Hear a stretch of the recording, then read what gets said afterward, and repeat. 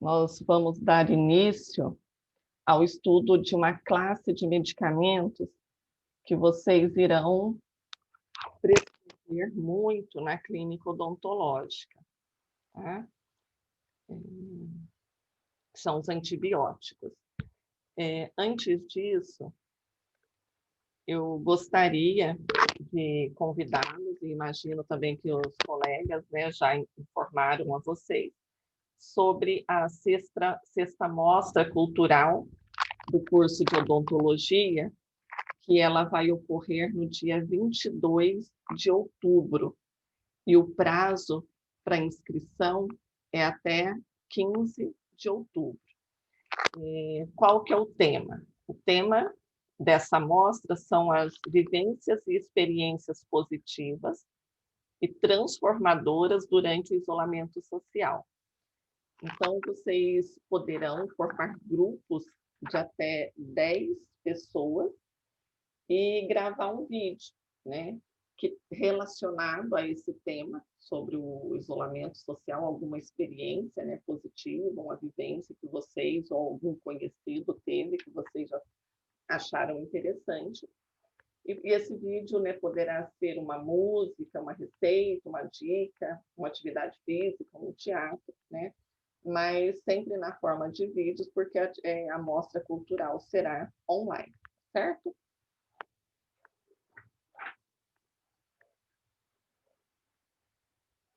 Então, o objetivo da nossa aula de hoje será tratar, explicar para vocês como que foi, como que surgiram, né, os antibióticos. Nós vamos falar também de alguns conceitos importantes antes da gente entrar nas classes propriamente ditas, né, de antibióticos. Nós vamos falar qual o significado e o conceito do termo antibiótico, antimicrobiano, quimioterápico, o que é um antibiótico bacteriostático, bactericida. E nós vamos também falar de o que é uma infecção específica e inespecífica, né? Quais são as diferenças, e sobre as variáveis que influenciam o tratamento antimicrobiano. Também vamos tratar da resistência bacteriana aos antibióticos e do mecanismo bioquímico de resistência aos antibióticos. Como referências para essa aula, eu selecionei 2 livros, o da Lenita Vamacha, que é o capítulo 16, que ele trata dos princípios gerais do correto tratamento da infecção, da página 271 a 279, e também o Penildon Silva, né? Na parte 2, de farmacologia sistemática, na seção 9, 93, no capítulo sobre conceitos básicos de antibiótico terapia, página 933 a 942.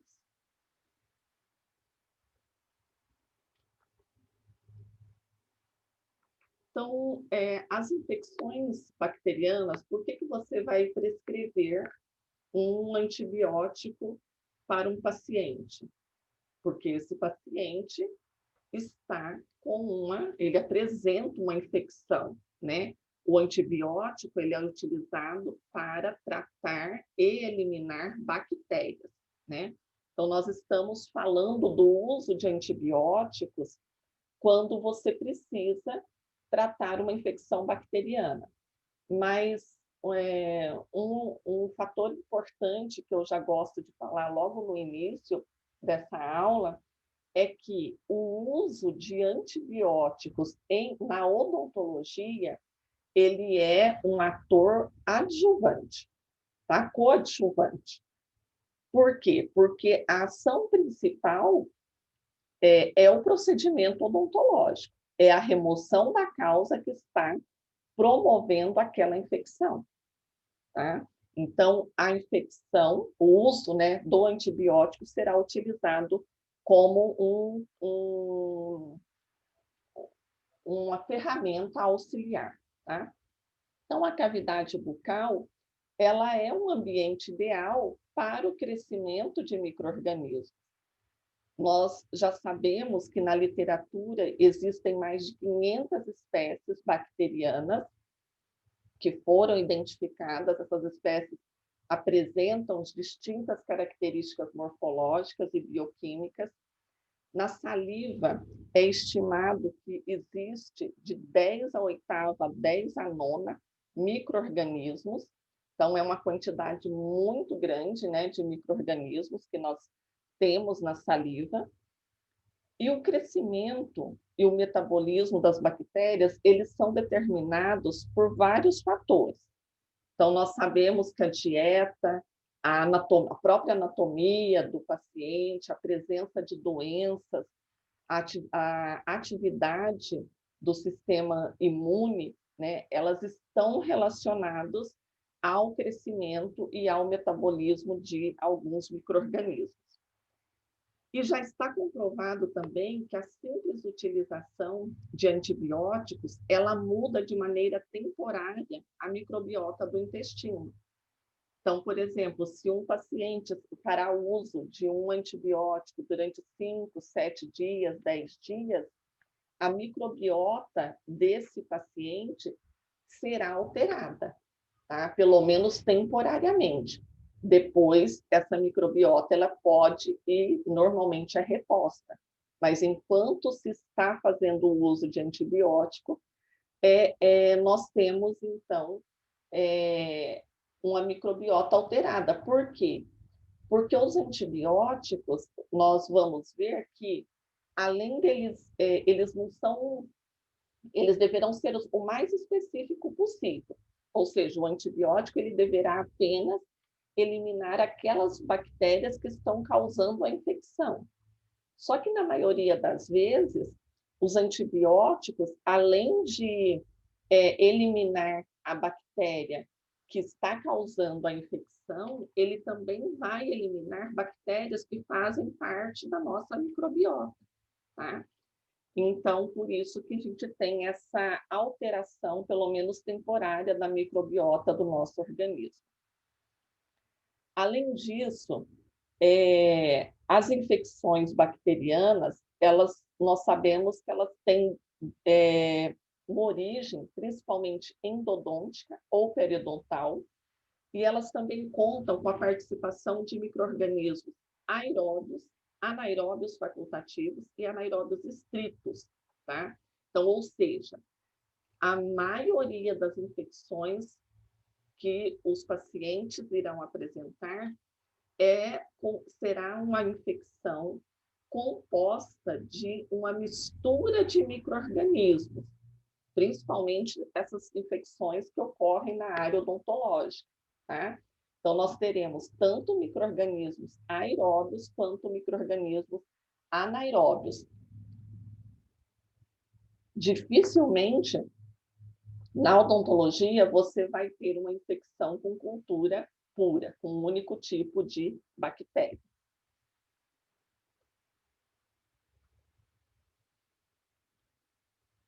Então, no que diz respeito ao tratamento das infecções bacterianas, o cirurgião dentista ele deve ter em mente que a principal conduta é a remoção da causa.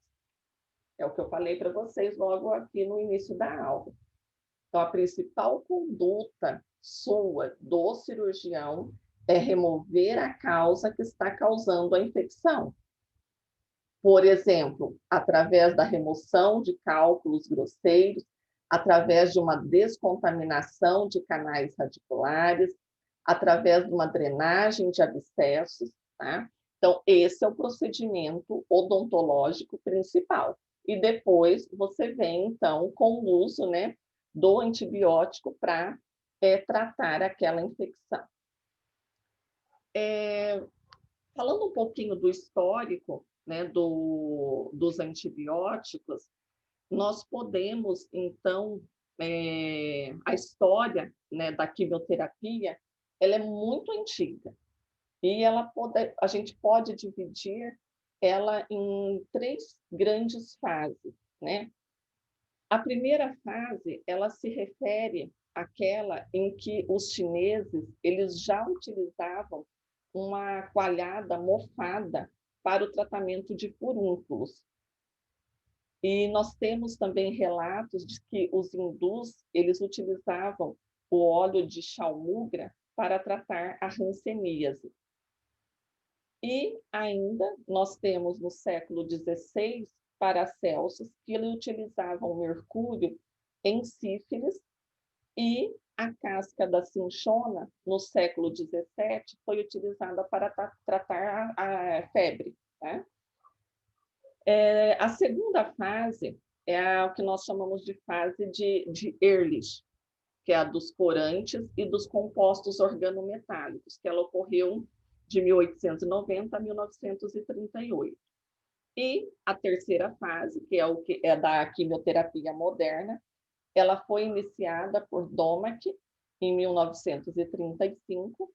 Ele demonstrou o efeito terapêutico desse medicamento aqui, do Brontosil, que era um corante sulfonamídico e era utilizado para tratar infecções biogênicas. Mas o fenômeno da antibiose, né, do uso de antibióticos, ele foi descoberto por Pasteur em 1877, quando Pasteur demonstrou a redução do crescimento de bacilos de antraz na urina por bactérias transportadas pelo ar. Agora, a descoberta da penicilina foi o grande marco, né, do uso dos antibióticos. Então, a penicilina ela foi descoberta por Alexander Fleming. Ele descobriu esse antibiótico acidentalmente na Inglaterra, né, em Londres, em 1828. E ele era um bacteriologista, né, escocês, que estava trabalhando na Universidade, né, de Londres, na Inglaterra. Então, o que aconteceu? Como que ele descobriu esse antibiótico, a penicilina? Fleming, ele reparou, então ele estava trabalhando, né, ele reparou com estafilococos. Então, aqui nessa placa de Petri, nós podemos observar essas pequenas colônias de bactérias que Fleming estava trabalhando, que eram os estafilococos, né? E ele observou que essa cultura ela tinha sido contaminada por um bolor, por um fungo. E que em volta desse fungo, nessa placa, não havia mais bactérias. Então, vocês podem observar aqui, olha, que onde cresceu o fungo, não existe a presença, né, de bactérias, como a gente consegue observar aqui nas bordas dessa placa de Petri. Então, a partir disso, Fleming descobriu um fungo, né, e esse fungo foi chamado, então, de penicillium, e ele demonstrou que o fungo ele produzia uma substância que era responsável pelo efeito bactericida, né, que era então a penicilina. Mas a penicilina ela foi purificada apenas em 1940 por Howard Florey e Ernest Chen, tá? Foram os dois pesquisadores que trabalhavam na Universidade de Oxford em 1940 e eles conseguiram, então, purificar a penicilina. Ela foi muito utilizada durante a Segunda Guerra Mundial. Calcula-se que sem a penicilina, cerca de 300 soldados não teriam voltado para suas casas, né? Ou seja, teriam morrido se não fosse a presença, né, do uso desse antibiótico.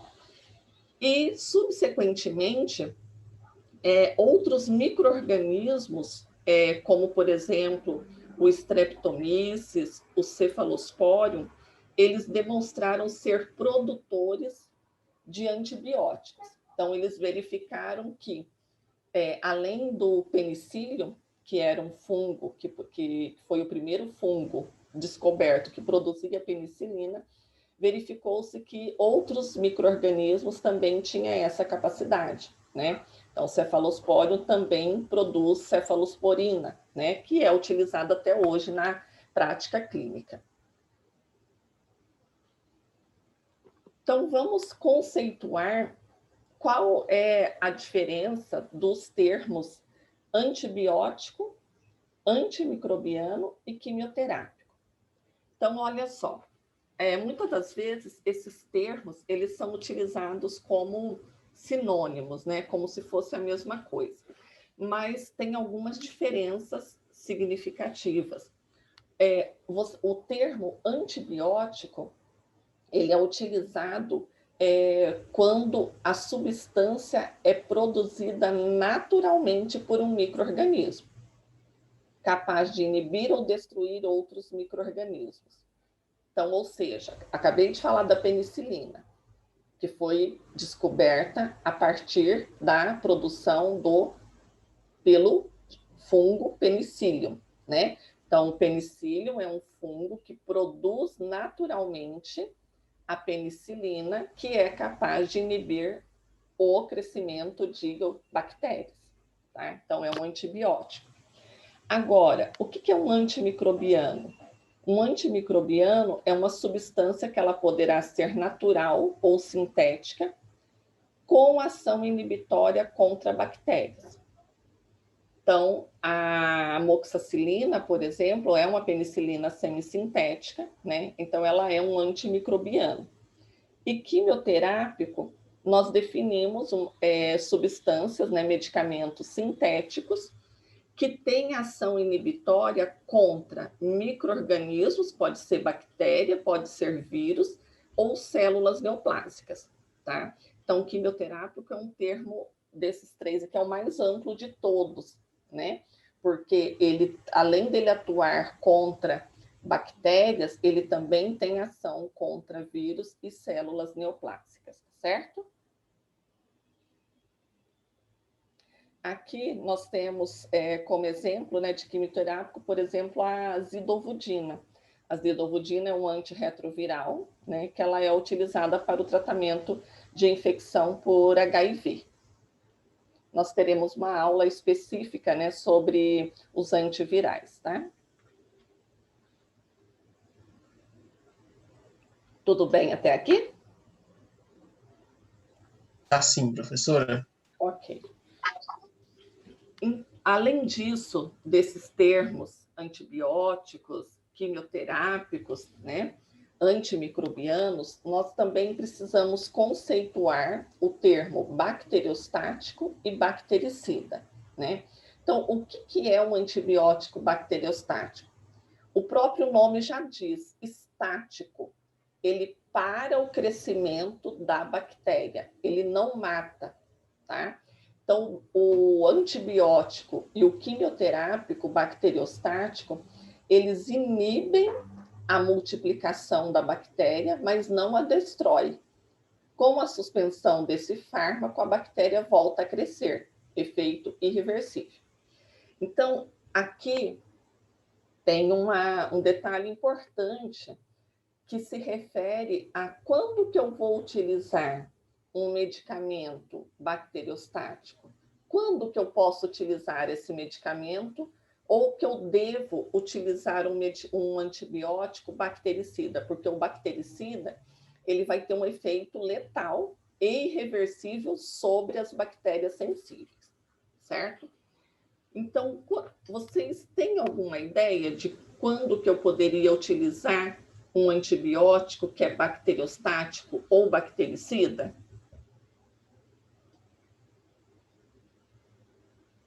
Porque olhem só, bacteriostático, ele inibe a multiplicação da bactéria. Ele faz com que a bactéria não se multiplique, né? Um fator importante aqui, no caso, que vai me ajudar a decidir quando que eu vou utilizar um ou outro, é principalmente com relação aos pacientes que encontram-se com o sistema imunológico deficiente, Por quê? Vamos supor, um paciente tem AIDS, né? Então, esse paciente, com certeza, encontra-se com o sistema imunológico comprometido. Nesse tipo de paciente, você obrigatoriamente precisará prescrever, se esse paciente apresenta uma infecção, um antibiótico bactericida. Por quê? Porque o sistema imunológico desse paciente não conseguirá trabalhar de maneira eficiente para debelar aquela infecção. Já o paciente que está com o seu sistema imunológico normal, então você, utilizando um antibiótico bacteriostático, as células do sistema imunológico, ela conseguirá auxiliar, né, o organismo a debelar a infecção, tá certo? Então, isso aqui são 2 pontos, né, relevantes para o uso de bacteriostático ou bactericida. O significado semelhante nós temos, então, para fungistático e fungicida, ou virustático, virucida. Então, observando que o antibiótico, ele atua e elimina apenas bactérias. Se o paciente tiver uma infecção fúngica, se o paciente tem uma infecção viral, esse antibiótico não irá eliminar ou tratar aquela infecção, porque fungos deverão ser tratados com antifúngicos. Vírus deverão ser tratados com antivirais, tá certo? Então, são micro-organismos diferentes, são células diferentes, e o mecanismo de ação dos fármacos também são diferentes, tá? Então, necessariamente, nós temos que utilizar classes de medicamentos que também são específicas para aquele micro-organismo, para aquele agente infeccioso, tá certo? Essas ações bacteriostática, né, do antibiótico e bactericida, elas são dependentes das concentrações mínima inibitória e da concentração mínima bactericida. Essa concentração mínima inibitória e bactericida, ela é a atividade terapêutica, né, dos antibióticos, elas dependem dessas concentrações. Então, o que é a concentração mínima inibitória? É aquela menor concentração do fármaco capaz de inibir a multiplicação de determinada bactéria. E a concentração mínima bactericida, ela vai ser a menor concentração do fármaco capaz de eliminar ou matar a cultura de micro-organismos existentes, tá? Então, por isso que CMI e CMB, elas estão diretamente relacionadas com o conceito de bacteriostática e bactericida.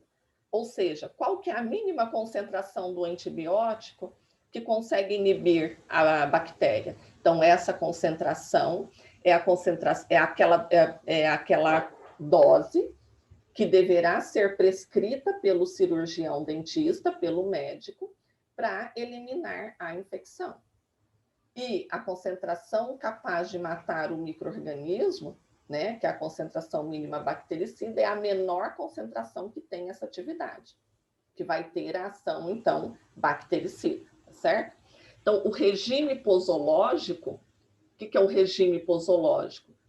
É quanto que esse paciente vai precisar tomar daquele antibiótico. Qual que é a dose? De quantas em quantas horas, né? Então, isso é regime posológico, né? E eles são determinados in vitro. Então, isso aqui é determinado quando o medicamento está sendo testado pela indústria farmacêutica, né? Então, a indústria, o laboratório, ele que faz essa determinação aqui in vitro para saber, então, qual é a dose necessária, né, que o paciente deverá utilizar. Então, isso aqui eu já falei. Deixa eu só admitir aqui a Duda.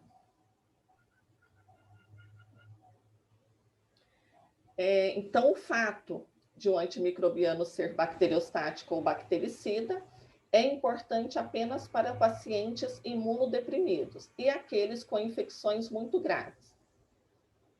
Então, mais uma vez, né, os antibióticos são auxiliares na terapêutica das infecções, destruindo os micro-organismos ou impedindo sua proliferação para criar condições para que o hospedeiro possa eliminar o agente etiológico, o agente que está causando a infecção, por meio do sistema imunológico. Então, nós sabemos que as células do sistema imunológico são o quê? Neutrófilos, macrófagos, células natural killer, linfócitos T e B. Se o paciente encontra-se com as células do sistema imunológico, se ele se encontra imunologicamente competente, eu posso utilizar um antibiótico bacteriostático. Se um paciente é um paciente que está comprometido e ele não responde de maneira satisfatória ao antibiótico bacteriostático, deverá ser prescrito bactericida, certo?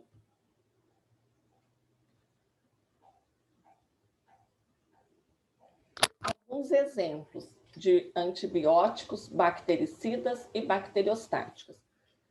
Bactericidas nós temos os mais todos eles são bastante utilizados, né? Mas os mais utilizados em odontologia, cefalosporina, metronidazol e as penicilinas. E dos bacteriostáticos são muito utilizados clindamicina e macrolides, tá? Nós estudaremos na próxima aula as classes de antibióticos e como que ocorre o mecanismo de ação de cada um deles e quais são as principais indicações na clínica odontológica. Além disso, desses conceitos, né, que nós vimos até agora, eu gostaria também de falar para vocês de outro conceito que é em relação ao espectro de ação. Então, nós temos antibióticos que são de pequeno espectro, né? O que é um antibiótico de pequeno espectro? Nós sabemos que as bactérias, elas são gram-positivas e gram-negativas, certo? Então, quando o antibiótico ele é classificado como de pequeno espectro, significa que ele só vai agir sobre uma das classes de bactérias. Ou ele vai atuar sobre bactérias gram-positivas, como as penicilinas naturais, os glicopeptídeos, ou ele vai atuar sobre bactérias gram-negativas, como os antibióticos polimixinas. Já antibióticos que são de amplo ou largo espectro, eles atuam em bactérias gram-positivas e gram-positivas e gram-negativas. Então, eu tenho como exemplo as penicilinas de largo espectro, as tetraciclinas, cefalosporinas, de segunda, terceira e quarta geração. E uma terceira classificação são aqueles antibióticos que deverão ser utilizados de maneira tópica. Por quê? Porque a utilização deles por via oral é tóxica. Não pode ser utilizado por via oral devido à toxicidade, como a neomicina, a tirotrocina. Então, esses antibióticos deverão ser necessariamente utilizados por via externa, tá? Uso externo. Estou observando, eu vou chamar vocês novamente, porque a gente vai... o Zoom vai cair agora, tá? E nós vamos tentar entrar pelo mesmo link